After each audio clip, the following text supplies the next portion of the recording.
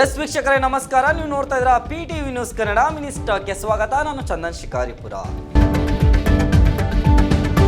ರೇಣುಕಾಸ್ವಾಮಿ ಕೊಲೆ ಪ್ರಕರಣದಲ್ಲಿ ದಿನಕ್ಕೊಂದು ಹೊಸ ತಿರುವು ಸಿಗುತ್ತಿದೆ. ನಟ ದರ್ಶನ್ಗೆ ಮತ್ತೊಂದು ಸಂಕಷ್ಟ ಎದುರಾಗುವ ಸಾಧ್ಯತೆ ಕಾಣುತ್ತಿದೆ.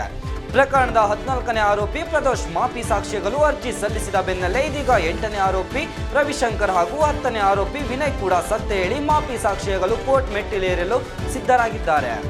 59ನೇ ಸೆಷನ್ ಕೋರ್ಟ್ನಲ್ಲಿ ನಡೆದ ವಿಚಾರಣೆ ವೇಳೆ ಈ ಬಗ್ಗೆ ವಕೀಲರು ಮಾಹಿತಿ ನೀಡಿದ್ದಾರೆ. ಒಬ್ಬೊಬ್ಬ ಆರೋಪಿಗಳು ಮಾಪಿ ಸಾಕ್ಷ್ಯಗಳು ಮುಂದಾಗುತ್ತಿರುವುದು ಪ್ರಕರಣದಲ್ಲಿ ಹೊಸ ಚರ್ಚೆಗೆ ಕಾರಣವಾಗಿದೆ. ಕನ್ನಡದ ಖ್ಯಾತ ನಟ ರವಿಚಂದ್ರನ್ ಅಭಿನಯದ ಶಾಂತಿ ಕ್ರಾಂತಿ ಸಿನಿಮಾ ಮತ್ತೆ ತೆರೆಗೆ ಬರಲು ಸಜ್ಜಾಗುತ್ತಿದೆ. ಸಿನಿಮಾ ಮರುಬಿಡುಗಡೆ ಮಾಡಬೇಕು ಎಂಬ ಅಭಿನಯ ಸೋಷಿಯಲ್ ಮೀಡಿಯಾದಲ್ಲಿ ಜೋರಾಗಿದ್ದು, ಇದೀಗ ರವಿಚಂದ್ರನ್ ಕುಟುಂಬದಿಂದಲೂ ಸಕಾರಾತ್ಮಕ ಪ್ರಕ್ರಿಯೆ ಸಿಕ್ಕಿದೆ. ರವಿಚಂದ್ರನ್ ಪುತ್ರ ವಿಕ್ರಮ್ ಮಾತನಾಡಿ ರಿಲೀಸ್ ಕುರಿತು ಅಪ್ಪನ ಜೊತೆ ಚರ್ಚೆ ನಡೆಸಲಾಗಿದ್ದೆ, ಪ್ರಕ್ರಿಯೆಗಳು ಆರಂಭವಾಗಿವೆ ಎಂದು ತಿಳಿಸಿದ್ದಾರೆ. ಜನರ ಪ್ರೀತಿ ಹಾಗೂ ಸಿನಿಮಾವೇ ತಮ್ಮ ದೊಡ್ಡ ಆಸ್ತಿ ಎಂದು ಹೇಳಿದ್ದಾರೆ. ರಾಜ್ಯದ ಪ್ರಮುಖ ಜಲಾಶಯಗಳ ಒಳಹರಿವಿನಲ್ಲಿ ಇಳಿಕೆ ಕಂಡು ಬಂದಿದೆ. ಕಾವೇರಿ ಜಲನಯನ ಪ್ರದೇಶದಲ್ಲಿ ಮಳೆ ಪ್ರಮಾಣ ಕಡಿಮೆಯಾಗಿರುವ ಹಿನ್ನೆಲೆಯಲ್ಲಿ KRS, ಕಬಿನಿ ಸೇರಿದಂತೆ ಹಲವು ಜಲಾಶಯಗಳಲ್ಲಿ ಹರಿದು ಬರುತ್ತಿದ್ದ ನೀರಿನ ಪ್ರಮಾಣ ತಗ್ಗಿದೆ. ಆದರೂ ಕಳೆದ ಒಂದು ವಾರದಿಂದ ಉತ್ತಮ ಮಳೆ ಆಗಿದೆ.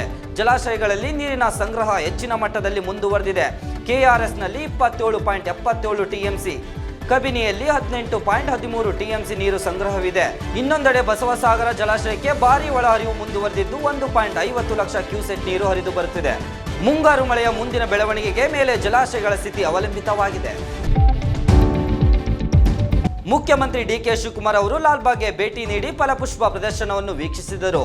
ಪ್ರದರ್ಶನದಲ್ಲಿ ವಿವಿಧ ಪುಷ್ಪ ಕಲಾಕೃತಿಗಳು ಹಾಗೂ ತೋಟಗಾರಿಕಾ ವಿನ್ಯಾಸಗಳನ್ನು ಮೆಚ್ಚಿದ ಅವರು ತೋಟಗಾರಿಕಾ ಇಲಾಖೆಯ ಅಧಿಕಾರಿಗಳಿಂದ ಮಾಹಿತಿ ಪಡೆದುಕೊಂಡರು.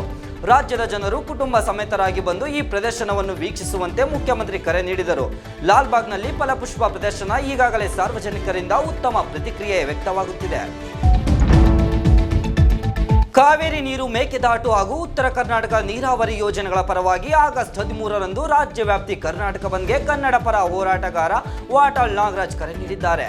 ಮೇಕೆದಾಟು ಯೋಜನೆ ಯಾವುದೇ ಕಾರಣಕ್ಕೂ ನಿಲ್ಲಬಾರದು ಎಂದು ಆಗ್ರಹಿಸಿದ ಅವರು, ಮಹದಾಯಿ ಹಾಗೂ ರಾಜ್ಯದ ಹಿತದೃಷ್ಟಿಯಿಂದ ಕನ್ನಡಿಗರು ಮತ್ತು ರೈತರು, ವ್ಯಾಪಾರಿಗಳು ಹಾಗೂ ವಿವಿಧ ಸಂಘಟನೆಗಳು ಬಂದ್ಗೆ ಬೆಂಬಲ ನೀಡುವಂತೆ ವಾಟಾಳ್ ನಾಗರಾಜ್ ಮನವಿ ಮಾಡಿದ್ದಾರೆ. ಬೆಳಗಾವಿ ಜಿಲ್ಲೆಯ ಗೋಕಾಕ್ ತಾಲೂಕಿನ ಕಣ್ಣೂರು ಪಟ್ಟಣದಲ್ಲಿ ಸಂಭವಿಸಿದ ಭೀಕರ ರಸ್ತೆ ಅಪಘಾತ.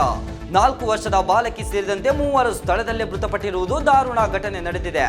ಹಿಡಕಲ್ನಿಂದ ಗೋಕಾಕ್ ಕಡೆಗೆ ತೆರಳುತ್ತಿದ್ದ KSRTC ಬಸ್ ಹಾಗೂ ಗೋಕಾಕ್ ಫಾಲ್ಸ್ನಿಂದ ಕಣ್ಣೂರು ಕಡೆಗೆ ಬೈಕ್ನಲ್ಲಿ ತೆರಳುತ್ತಿದ್ದಾಗ ಅಪಘಾತ ಸಂಭವಿಸಿದೆ. ಡಿಕ್ಕಿಯ ರಭಸಕ್ಕೆ 3 ಸ್ಥಳದಲ್ಲೇ ಮೃತಪಟ್ಟಿದ್ದಾರೆ.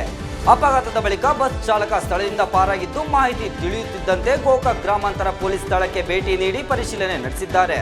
ಪ್ರಕರಣ ದಾಖಲಿಸಿಕೊಂಡಿರುವ ಪೊಲೀಸರು ಅಪಘಾತದ ನಿಖರ ಕಾರಣವನ್ನು ಪತ್ತೆ ಹಚ್ಚಲು ತನಿಖೆಗೆ ಮುಂದಾಗಿದ್ದಾರೆ. ರಾಯಚೂರು ಜಿಲ್ಲಾ ಕಾರಾಗೃಹದಲ್ಲಿ ವಿಚಾರಣಾ ದಿನ ಕೈದಿಯೊಬ್ಬರು ಮೃತಪಟ್ಟಿರುವ ಘಟನೆ ನಡೆದಿದೆ. ದೇವದುರ್ಗ ತಾಲೂಕಿನ ಮೇದರಗೋಳ ಗ್ರಾಮದ 42 ವರ್ಷದ ಭೀಮರಾಯ ಮೃತರು. ಕೊಲೆ ಪ್ರಕರಣಕ್ಕೆ ಸಂಬಂಧಿಸಿದಂತೆ ನ್ಯಾಯಾಂಗ ಬಂಧನದಲ್ಲಿದ್ದ ಭೀಮರಾಯ ಅವರಿಗೆ ಬುಧವಾರ ರಾತ್ರಿ ಎದೆನೋವು ಕಾಣಿಸಿಕೊಂಡ ಹಿನ್ನೆಲೆ ರಿಮ್ಸ್ ಆಸ್ಪತ್ರೆಗೆ ದಾಖಲಿಸಲಾಗಿತ್ತು. ಆದರೆ ಚಿಕಿತ್ಸೆ ಫಲಕಾರಿಯಾಗದೆ ಅವರು ಮೃತಪಟ್ಟಿದ್ದಾರೆ. ಹೃದಯಘಾತವೇ ಸಾವಿಗೆ ಕಾರಣ ಎಂದು ಪೊಲೀಸರು ಮೊದಲ ಮಾಹಿತಿ ನೀಡಿದ್ದಾರೆ. ಆದರೆ ಈ ಸಾವಿನ ಬಗ್ಗೆ ಅನುಮಾನ ವ್ಯಕ್ತಪಡಿಸಿರುವ ಕುಟುಂಬಸ್ಥರು ಸೂಕ್ತ ತನಿಖೆ ಆಗ್ರಹಿಸಿದ್ದಾರೆ. ಮರಣೋತ್ತರ ಪರೀಕ್ಷೆ ವರದಿ ಬಳಿಕವೇ ಸಾವಿನ ನಿಖರ ಕಾರಣ ತಿಳಿಯಲಿದೆ.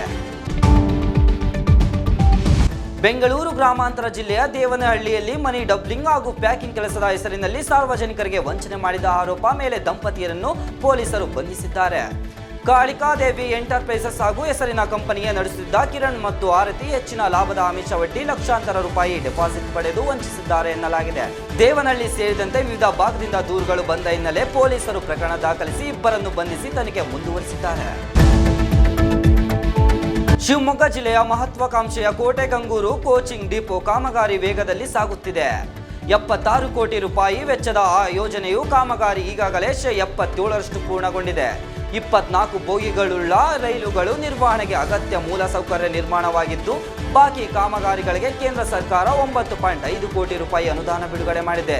ಯೋಜನೆ ಪೂರ್ಣಗೊಂಡ ಬಳಿಕ ಇಲ್ಲಿಂದಲೇ ಹೊಸ ಎಕ್ಸ್ಪ್ರೆಸ್ ಹಾಗೂ ವಂದೇ ಭಾರತ್ ರೈಲುಗಳ ಸಂಚಾರಕ್ಕೆ ಅವಕಾಶ ಸಿಗಲಿದೆ ಎಂದು ಸಂಸದ BY ರಾಘವೇಂದ್ರ ತಿಳಿಸಿದ್ದಾರೆ. ತೆಲಂಗಾಣದ ಜನ್ನಂ ಜಿಲ್ಲೆಯಲ್ಲಿ ಮಹಿಳೆಯೊಬ್ಬರ ಮೇಲೆ ಸುಮಾರು 15 ಅಡಿ ಉದ್ದದ ಬೃಹತ್ ತೆಬ್ಬವು ದಾಳಿ ನಡೆಸಿದ ಘಟನೆ ನಡೆದಿದೆ. ಜಮೀನಿನಲ್ಲಿ ಕೆಲಸ ಮಾಡುತ್ತಿದ್ದ ಸ್ವಪ್ನ ಎಂಬ ಮಹಿಳೆಯನ್ನು ಹೆಬ್ಬಾವು ಸುತ್ತುವರೆದಿದ್ದು ನುಂಗಲು ಯತ್ನಿಸಿದೆ. ಮಹಿಳೆಯ ಕಿರುಚಾಟ ಕೇಳಿ ಸ್ಥಳಕ್ಕೆ ಧಾವಿಸಿದ ರೈತರು ಹಾಗೂ ಕೂಲಿ ಕಾರ್ಮಿಕರು ಸಮಯ ಪ್ರಜ್ಞೆ ಮೆರೆದು ಹೆಬ್ಬಾವಿನೊಂದಿಗೆ ಹಿಡಿತದ ಮಹಿಳೆಯನ್ನು ರಕ್ಷಿಸಿದ್ದಾರೆ.